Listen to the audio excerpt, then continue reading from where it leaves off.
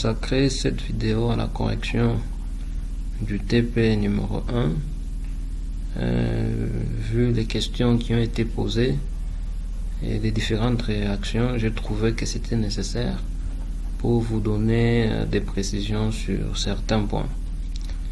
Donc déjà nous allons essayer de résoudre. Donc le premier grand problème, c'était à ce niveau-là. On vous a donné la vitesse des 500 plus ou moins 2 mètres par seconde. Cette vitesse qu'on vous donne avec une incertitude, ça veut dire qu'on n'a pas de précision. Donc les 500 que vous avez là, c'est une valeur qui n'est pas précise. Bien pourquoi on vous a donné 500 plus ou moins 2. Autrement dit, qu'est-ce que cela veut dire? Ça veut dire que la valeur peut se retrouver sous un intervalle. Ça se retrouve entre 498 et 502. Bien pourquoi vous avez cette valeur. Donc on vous a donné d'une façon implicite la valeur de l'incertitude type sur la vitesse. Bien pourquoi vous avez delta V ici égal à 2 mètres par seconde. L'autre question qui m'a été posée, c'est par rapport bien sûr à la masse.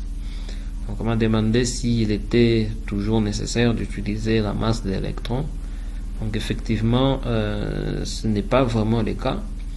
Même si ces principes s'appliquent plus du point de vue microscopique, même à l'échelle qui tend vers le macroscopique, on peut pouvoir utiliser ce principe. Donc là par exemple, c'est par rapport à la molécule de diazote, où vous n'êtes pas obligé, donc vous n'allez pas utiliser la masse des électrons, mais ici vous allez utiliser la masse du diazote, bien pour qu'on vous donne la valeur même réelle qui est là. Pour résoudre maintenant, nous avons ces deux valeurs, donc nous avons les delta V, nous avons aussi la masse. Il suffit d'abord de trouver l'incertitude type par rapport à la quantité des mouvements, donc c'est le produit de ces deux-là, et nous trouvons cette valeur. Nous appliquons cette même formule pour trouver l'incertitude type par rapport à la position. Nous allons remplacer ici la constante de Planck, et là nous allons remplacer la valeur de la masse. Lorsque nous multiplions, nous obtenons ceci, et là vous voyez, ce sont tout simplement des conversions où j'ai pu exprimer le tout en nanomètres. Donc la valeur que vous avez ici, c'est par rapport bien sûr à ce que nous avons intégré là. Donc nous aurons delta x égale à 57 nanomètres. Passons à la deuxième question. Cette deuxième question n'est pas du tout compliquée. Il suffira tout simplement d'appliquer d'une bonne manière toutes les notions que j'ai données au cours, et vous trouverez que ce n'est pas du tout compliqué. Mais pour mieux vous faire voir cela, bien pourquoi j'ai mis toutes ces explications. Donc, il est question de connaître les combinaisons possibles lorsque vous avez un niveau d'énergie n égale 2. Donc la première des choses, c'est de connaître quelles sont les valeurs permises du deuxième nombre quantique. Donc lorsque n est égal à 2, L ne peut avoir que deux valeurs, donc la valeur 0 et 1. Alors nous allons aller d'une façon itérative. Donc la première possibilité, donc lorsque L est égal à 0. Si L vaut 0, vous n'avez qu'une seule possibilité de m indice L qui vaudra 0. Bien pourquoi j'ai ceci et cela.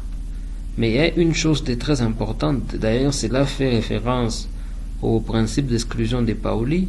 Donc vous avez la possibilité d'avoir des spins antiparallèles. Donc vous n'avez pas la possibilité d'avoir des spins qui sont identiques. Bien pourquoi là vous avez la même chose pour les trois premiers nombres quantiques, mais là vous avez les quatrièmes nombres quantiques, vous avez des valeurs différentes. Donc plus 1,5 et moins 1,5. Donc déjà vous voyez que pour L est égal à 0, vous avez deux possibilités. Donc la première possibilité, vous avez plus 1,5, et la deuxième possibilité, moins 1,5. Passons maintenant au cas où L vaudra 1. Donc lorsque L vaut 1, M indice L aura quelle valeur? Plus 1, 0 et moins 1. Donc nous allons maintenant le placer dans ce petit tableau.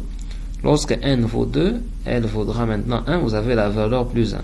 Vous avez la valeur positive du spin. Là, vous avez la même chose. Par contre, là, vous avez la valeur négative. Maintenant, nous prenons les cas où ça vaudra 0. Vous avez la même chose là. Mais là, c'est identique.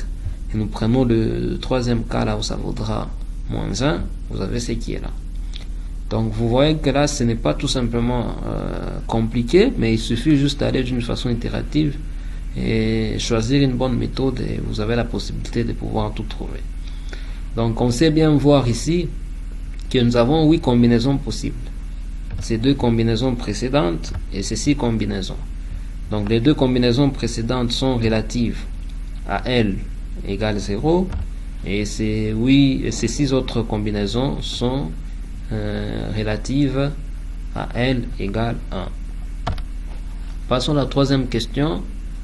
De même, cette question n'est pas du tout compliquée aussi. Il suffit tout simplement de choisir parmi ces 3 combinaisons laquelle n'est pas correcte.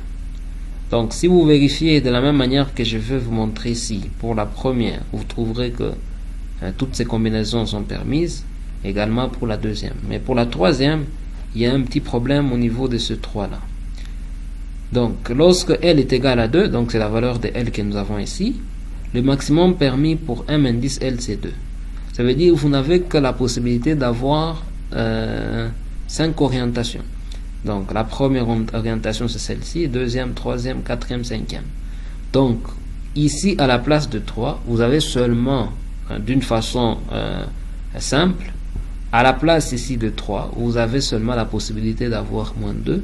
Si ce n'est pas moins 2, moins 1. Si ce n'est pas moins 1, 0. Si ce n'est pas 0, plus 1. Si ce n'est pas plus 1, plus 2. La valeur ici, plus 3, n'est pas correcte. Bien pourquoi cette combinaison n'est pas permise pour un électron dans un atome. La quatrième question, c'est celle où on vous demande les différentes configurations électroniques. Déjà, j'ai remis l'ordre de remplissage. Pour le néon, c'est très facile, c'est un gaz noble. Z égale 10 et vous voyez que la dernière orbitale ici elle est remplie. Donc P, pour remplir l'orbital P, vous devez avoir 6 électrons maximum. Pour le chlore, vous avez cette configuration, mais je voulais insister sur une petite notion. Donc vous retrouverez ces genres de notations sur certains tableaux périodiques. Vous voyez que la partie ici, elle correspond à cette configuration du néon. Donc cette partie ici, on peut la mettre entre crochets et écrire néon. Donc bien pourquoi je peux avoir ceci, ou encore, je prends la partie correspondante là, entre crochets, je mets néon et j'ajoute la partie manquante. Et il en est de même pour le fer par exemple. La partie que vous voyez ici, elle correspond au gaz noble le plus proche, qui est l'argon. Donc je reprends cette configuration de l'argon entre crochets et j'ajoute la partie restante. Donc je peux peut-être vous montrer sur Wikipédia comment est-ce qu'on peut placer tout cela. Donc je vais essayer, voilà, d'aller ici. Donc vous savez bien voir, regardez là, vous voyez ici nous avons la configuration du néon qui fait référence aussi à celle du premier gaz noble qui est l'hélium. Donc vous avez ceci. Maintenant descendons pour voir pour le chlore. Vous voyez que pour le chlore on reprend la configuration du néon et la partie qui reste. Pour le fer par exemple aussi, vous voyez là le gaz noble le plus proche c'est l'argon. On reprend cette configuration et on ajoute, voilà, on reprend cette configuration et on ajoute la partie restante.